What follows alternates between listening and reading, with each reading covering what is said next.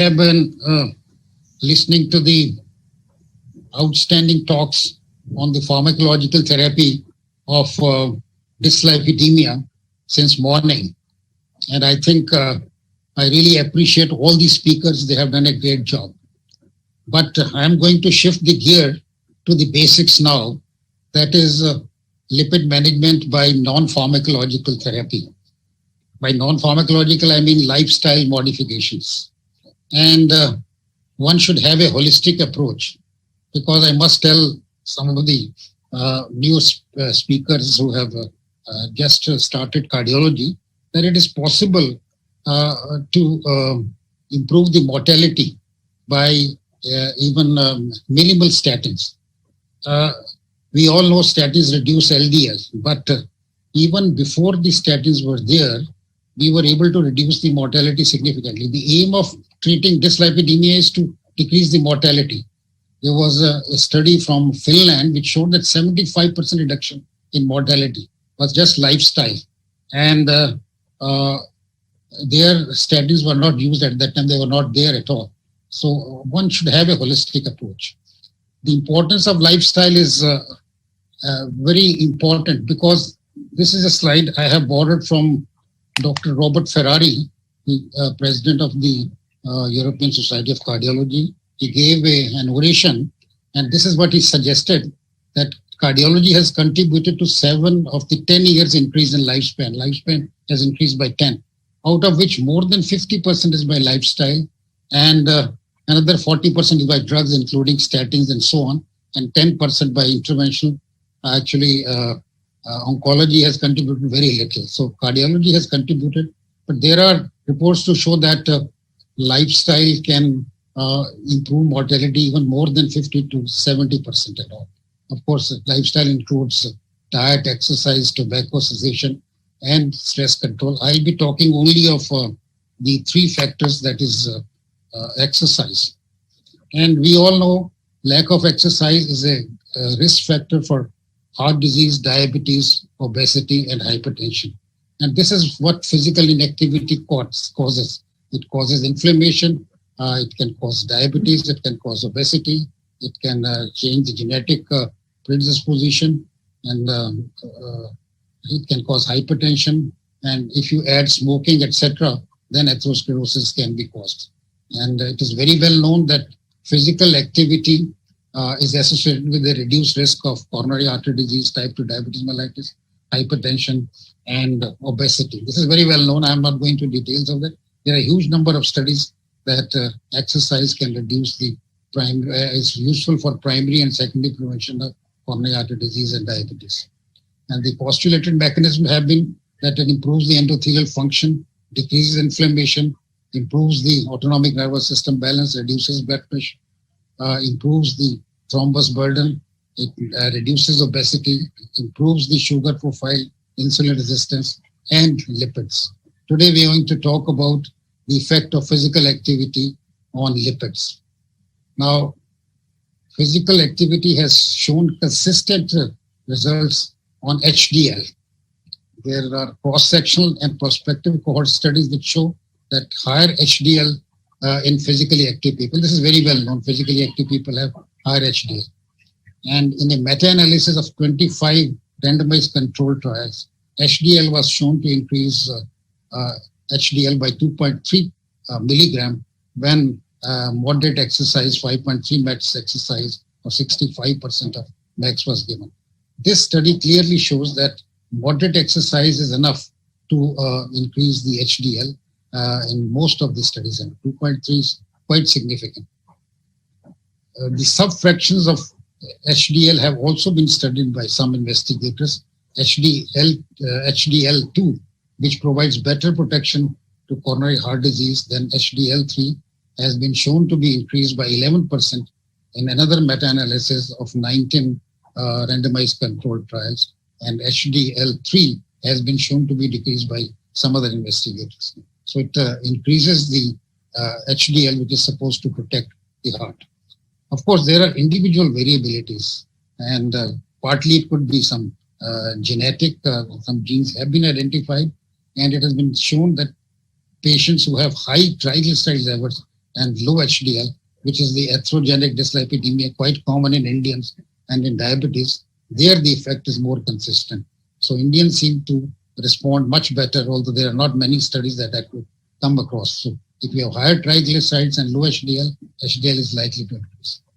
What about triglycerides? We have heard a lot that triglycerides are also important, especially for residual risk. And there are again observational studies to show that there is an inverse relationship of physical activity with triglycerides. More physically active people have less triglycerides. This is shown from observational studies. However, studies from clinical trials show variability. Physical exercise consistently decreases triglycerides in patients with, again, triglycerides HDL abnormalities, that is, high triglycerides and low HDL. Again, a part of atherogenic dyslipidemia, which is quite common in India. You just now heard that in India, it is HDL is really, the low HDL is the commonest abnormality in 70%. LDL is only in 11%. That's a study which has been done in ICMR. Triglycerides are also increased in quite significant number. So this is a abnormality which is quite common in Indians. Males seem to be responding better. Obese people respond better to the physical exercise. What about LDL? LDL, we heard, is the most important risk factor for causation of heart disease. And all these trials have shown that LDL should be as minimal as possible. I agree with that. But physical exercise has shown inconsistent effect on LDL in several systemic reviews. Although there were initial studies which show that during cardiac rehabilitation, the LDL could reduce by about 20 to 30%. But I think subsequent trials have shown that the results are mixed. However, LDL is consistently reduced if weight is also reduced in obese people. And in diabetic people also, LDL is significantly reduced. Resistance training has also been shown to reduce LDL. Although the effect on LDL may be variable, but the small dense LDL is consistently reduced and the average size of LDL particle is increased, indicating again that it has a significant effect on the atherogenic dyslipidemia, which is quite common in metabolic syndrome and in Indians. That is, they have high small dense LDL and high triglycerides and low HDL. So it seems to be helping the atherogenic dyslipidemia. What about smoking cessation? Well, smoking is an important risk factor, you all know. And it has been shown by some investigators that smoking can increase a small increase in LDL and decrease in HDL. Some studies suggest that there is increase in small dense LDL, which improves after smoking cessation. A large randomized trial and several other trials have shown that HDL improves after smoking cessation. So this is quite clear that we should stop smoking because stopping smoking also decreases the risk markedly. Alcohol and lipids. Alcohol has been a controversial thing for a long period of time because several studies and meta-analysis have shown moderate alcohol intake has been shown to reduce risk of CAD, and several reasons have been given that it reduces stress. It may increase the HDL, improve the thrombotic risk, etc., etc. However, alcohol has not been found to be beneficial for Indians. Salim Yusuf did this intra-heart study long back. He showed moderate alcohol is protective, except in South Asians. And also a recent study done from All India Institute has shown that alcohol is harmful for Indians. Maybe we don't know how to drink or whatever, but it is quite clear that alcohol is not beneficial for Indians and should not be recommended.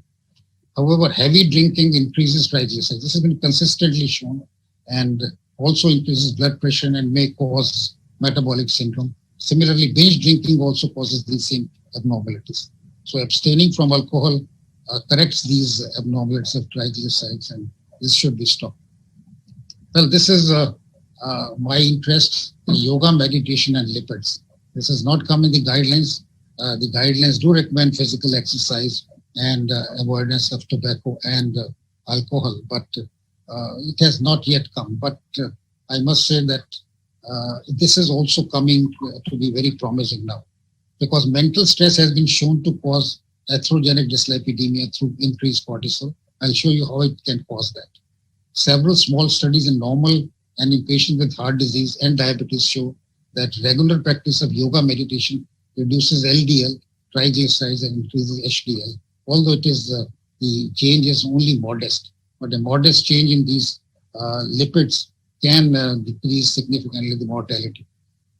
Now, yoga has been shown to improve lipid profile in end-stage renal disease. There's a huge study, and diabetics. There are 4 studies which show that it improves the triglycerides and increases HDL, decreases LDL. Of course, small dense LDL has not been studied. Yoga has also been shown to be used for primary and secondary prevention of coronary heart disease and should be used as an adjunct in patients with dyslipidemia. This is what I would like to show how stress causes that. The exact mechanism is not known, but stress has been shown to... Sir, 1 minute left. Okay, increase the hypothalamus pituitary adrenal axis, which releases cortisol and can cause atherogenic dyslipidemia. It can also cause diabetes, hypertension, other things. And these are some of the studies, small studies, which have consistently shown that there's a decrease in LDL, triglycerides, increase in HDL. And this is the mechanism how yoga can decrease the lipids by decreasing stress. It improves the insulin sensitivity and improves the lipid profile, of course. The other factors also, small exercises there, vagal stimulation, and change in the brain structure is there. So to conclude, non-pharmacological therapy, that is lifestyle measures, exercise, smoking, and alcohol cessation, yoga, meditation, a modest effect on lipid, which modest effect could be translated into a significant decrease in coronary artery disease. Physical exercise decreases triglycerides, small dense LDL, increases HDL. Smoking cessation increases HDL, decreases small dense LDL. Alcohol abstinence decreases triglycerides. Yoga meditation may decrease LDL, triglycerides, increase HDL. Non-pharmacological therapy has several other benefits for prevention of coronary artery disease, hypertension, diabetes, obesity. Is cost effective, have no side effect. So it must be used, especially in the primary prevention of coronary artery disease. A patient with dyslipidemia where the LDL, say, of 130 has no other risk factor. I think these measures are very important, but they should always be used as an adjunct. We have seen during this corona time, many patients have stopped doing exercise, taking bad food, and their dyslipidemia has worsened and all. So I think basics are very, very important. And I'm wishing you all the best for this International Day of Yoga, which is tomorrow. And I think everybody should do yoga meditation to decrease the incidence of coronary artery disease and maybe to decrease dyslipidemia and to lead a happy, healthy life. Thank you very much.